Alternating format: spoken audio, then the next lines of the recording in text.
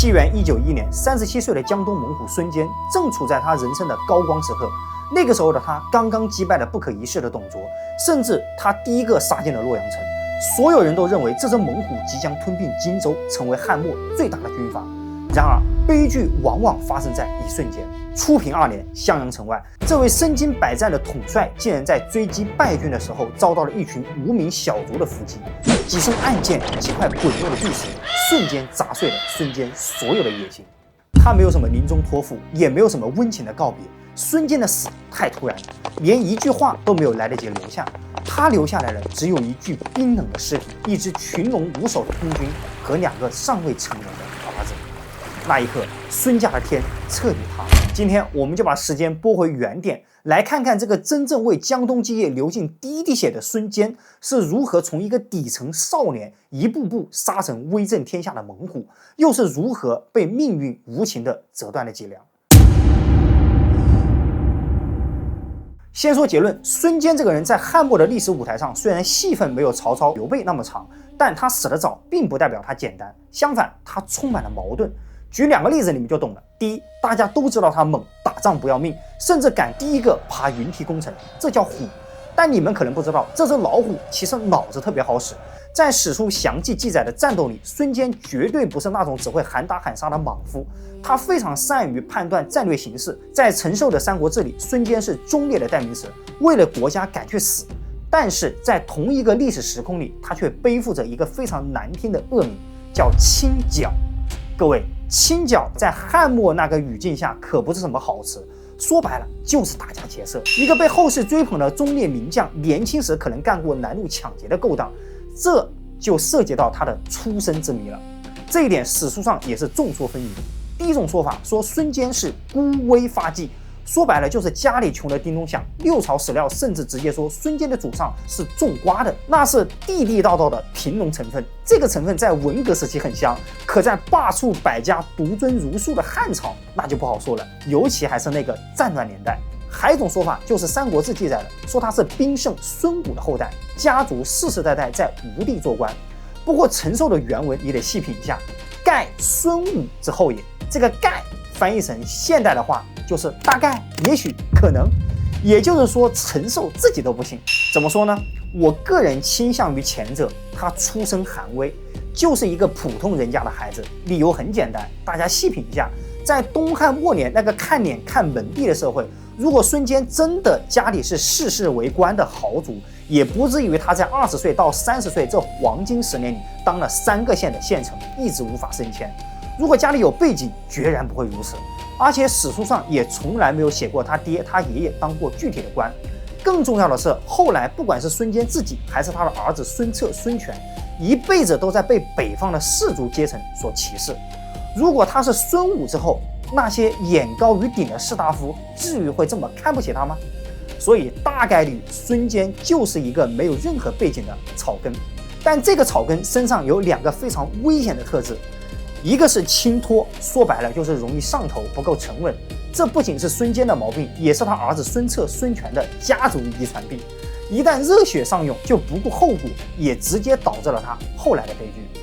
另一个特质就是我们要重点拆解的清剿。史料里有一段特别劲爆的记载，说孙坚年轻时看上了一个美女，也就是后来的吴夫人。他想娶人家，结果吴夫人的亲戚们死活不同意，因为他的亲戚们觉得孙坚这个小子是个无赖，是个流氓。孙坚怎么反应？他觉得自己受到了奇耻大辱，表现出一种要杀人的狠劲，最后吓得吴夫人自己出来劝解家人。他说：“何爱一女以取祸乎？”意思是你们别为了舍不得我一个女孩子，给家族招来灭顶之灾啊！说明在当地人眼里，孙坚不仅穷，还是一个惹不起的古惑仔。当然，这在汉末乱世并不新鲜，白天穿上制服是吏，晚上脱了制服就是匪。正是这种黑白通吃的野性，才是孙坚能够从底层泥潭杀出来的根本原因。他不是靠温良恭俭让上位的，而是靠狠。那么这个狠人是如何拿到人生的第一桶金呢？这就不得不提他17岁那年一场堪称奥斯卡级的表演。当时孙坚跟他的爹坐船去钱塘，正好碰上了一伙海贼在岸上分赃。一般的路人看到海贼早吓跑了，结果孙坚提刀冲上岸，一边跑一边对着空气指挥，给人一种要包围这帮海贼的架势。这帮海贼一看这个场面，以为有大批官兵要来，吓得丢下财物四散奔逃。孙坚追上去，顺手砍了一个跑得慢的海盗。这一战让少年孙坚名震乡里。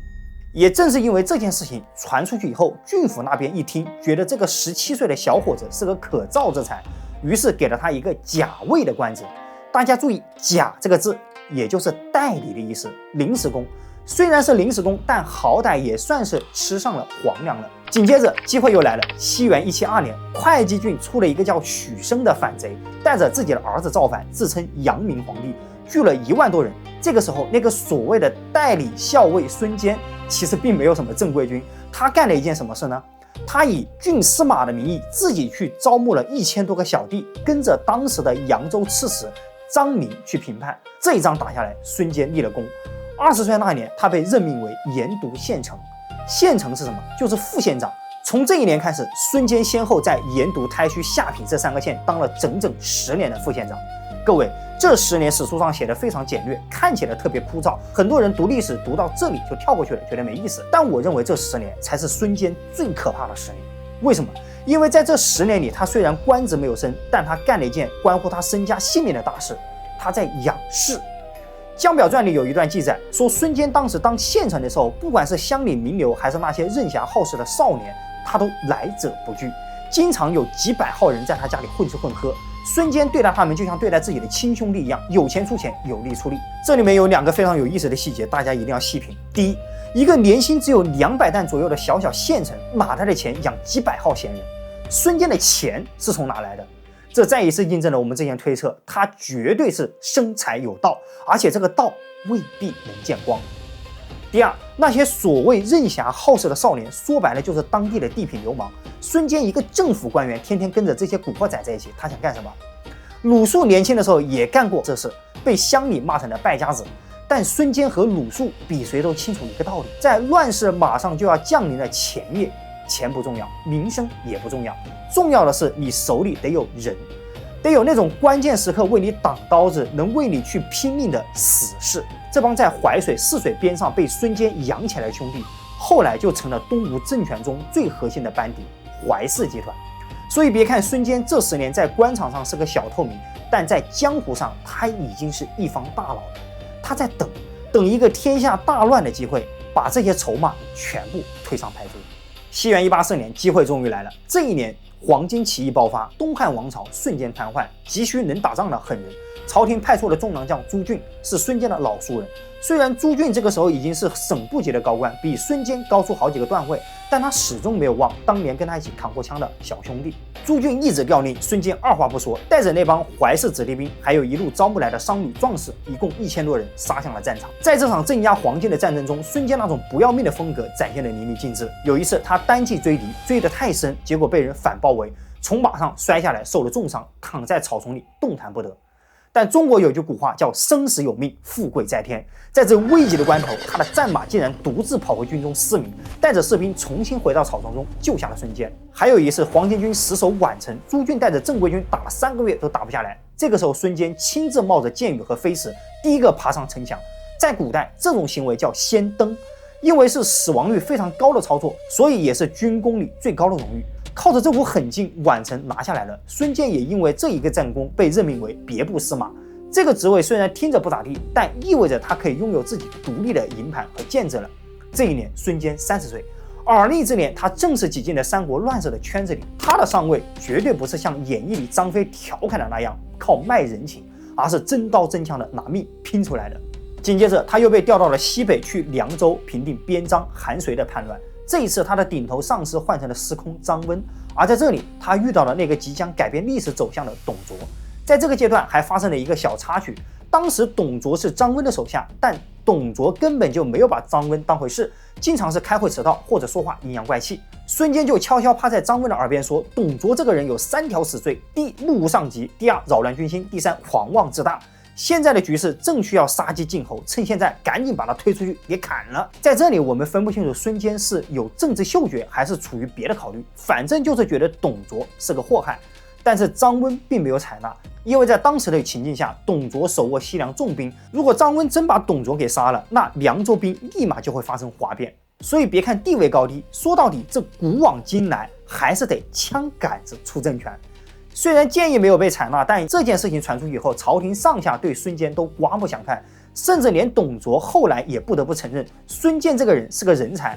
董卓甚至说过，唯孙坚小刚，颇能用人，其计常与孤同。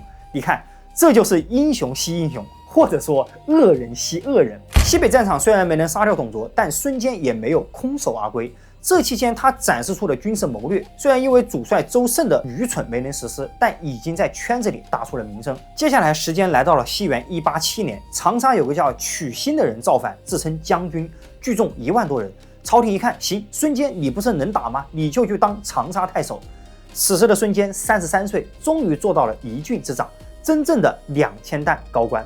到了长沙，孙坚立刻展现出了他的高效率。他对底下的官员说：“你们管好行政，打仗的事交给我。”结果呢，仅仅一个月，就把曲新那个所谓的1万人大军给灭了。史书用了4个字来形容：郡中政府。但孙坚并没有停手，平定了长沙之后，他又干了一件极具争议的事情。隔壁零陵郡、贵阳郡也有叛乱，甚至还要跨省到扬州的豫章郡去救火。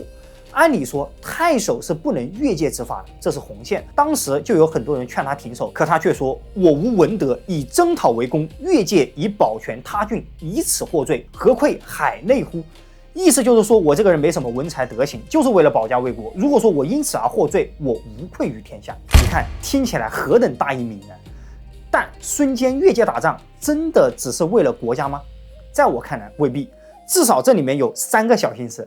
第一，他是真的贪功，像他这种没有背景的武人，想要往上爬，唯一的梯子就是人头，杀的贼越多，功劳就越大。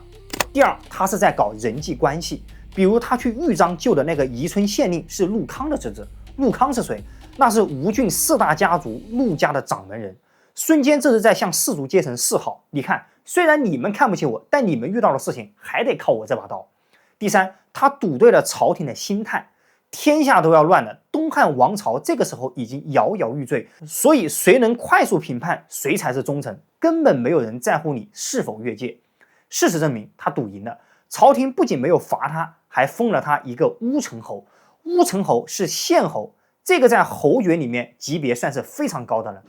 孙坚用这种扫荡的方式，完成了从草根到列侯的阶级跨越。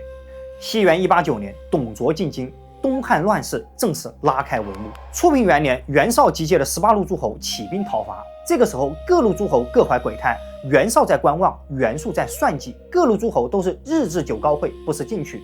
但只有2个人是真打，一个是曹操，另一个就是孙坚。孙坚从长沙一路北上，这一路他依然保持着他人狠话不多的风格。他先是杀掉了荆州刺史王睿，理由是王睿以前看不起他。接着又干掉了南阳太守张芝，理由是你不给我军粮。这就是乱世的生存逻辑。以前你我也许是同僚，但现在我手里有兵，我就是草头王。我看你不顺眼，或者你需要给我腾路，那你就得死。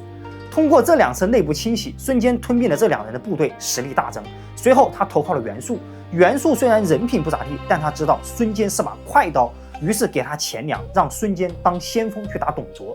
孙坚也没有让袁术失望，一开始在梁堑被董卓的大将徐荣打了大败，甚至一度被逼得把头上的红头巾摘下来给部将主帽戴上，用来引开追兵，自己狼狈逃窜。这一仗差点让他全军覆没。但是真正的名将是什么？那就是耐揍。孙坚立刻收拾残兵，迅速在阳人郡这个地方站稳了脚跟。这一回，董卓派来了吕布和胡轸。结果这2人起内讧，被孙坚抓住了机会，斩杀了董卓的一员大将华雄。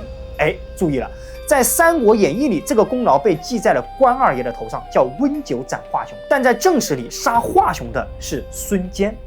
这一仗是18路关东联军讨伐董卓取得的唯一的一场大胜。此时的董卓被打怕了，派李傕来求和，甚至要把自己的女儿嫁给孙坚的儿子，想来联姻。这个时候，孙坚说出了他一生中最高光、最热血的一段台词：“卓逆天无道，荡覆王室，今不以辱三族，悬是四海，则吾死不瞑目。”所以，不管孙坚以前有多少黑历史，在这一刻，他的人格光芒万丈。随后，孙坚攻破大谷关，杀进洛阳，但等待他的只是一片废墟，因为此时的董卓已经一把大火烧了洛阳。孙坚站在洛阳的焦土上，看着残破的宗庙，命人打扫祭祀。在这里发生了一桩千古悬案——传国玉玺。有的史料说他在井里捞到了玉玺，想私藏，结果被袁绍发现了，导致反目。也有人为他辩护，说孙坚这种忠烈之臣怎么可能私藏玉玺？但人性往往是复杂的，面对至高无上的皇权象征，哪怕是忠臣，心里会不会闪过那么一丝贪念？或者说，他是不是想把这个筹码握在手里，以此来保全自己？不管真相如何，这块玉玺终究没能给他带来好运，反而成了他的催命符。西元191年，18路诸侯组成的反董联盟彻底破裂，进入了诸侯混战的局面。袁绍和袁术这哥俩翻脸了，袁绍勾结荆州的刘表，袁术就派孙坚去打刘表。这英雄啊，最终还是成了军阀博弈的棋子。孙坚杀向荆州，势如破竹，把刘表的大将黄祖打得落花流水，一路追到了襄阳城外的岘山。此时的孙坚大概是觉得自己胜券在握，只带了几个随从深入追击，埋伏在竹林深处的黄祖一声令下，乱箭齐发，不死滚落。猛虎哪怕再勇猛，也挡不住暗处的冷箭。孙坚被巨石砸中，脑浆迸裂，当场阵亡。那一年他才37岁。孙坚死后，他的侄子孙臏护送他的灵柩回乡，而那个被他寄予厚望的长子孙策，当时还是一个17岁的少年。历史仿佛是一个轮回，当年孙坚17岁在江边吓退海贼，如今孙策17岁就要接过父亲带血的战袍。我们要如何评价孙坚？他也许是祖上种瓜的一个凤凰男，也是一个游走在黑白两道的乱世枭雄。他有清剿的一面，为了上位可以不择手段，可以打家劫舍；他也有忠烈的一面，为了国家敢于单挑董卓，甚至拒绝权力的诱惑。这就是最真实的人性，没有绝对的黑，也没有绝对的白。孙坚告诉我们了一个道理：在这个残酷的世界里，你想要当英雄，首先你得有当枭雄的手段。光有一腔热血是活不下去的。孙坚之所以被铭记，是因为他在杀戮与不择手段的同时，依然保留了那一抹试图匡扶天下的底色。他是孙吴帝国的奠基人，是一颗划过汉末星空的流星，虽然短暂，但足够明亮。他留下的那团火不仅没有灭，反而烧得更旺。当年孙坚17岁在江边出道，而如今接过他战刀的，恰恰也是一位17岁的少年。而且这个少年比他的爹更狂、更傲，更像那个传说中的西楚霸王。下期视频我们就来讲一讲那个短短几年就横扫江东，被称为小霸王的孙策。好了，关于孙坚我们就聊到这里。如果说今天的内容有遗漏，也欢迎在评论区进行补充。最后也别忘了点赞关注，我是卡洛，我们下期再见。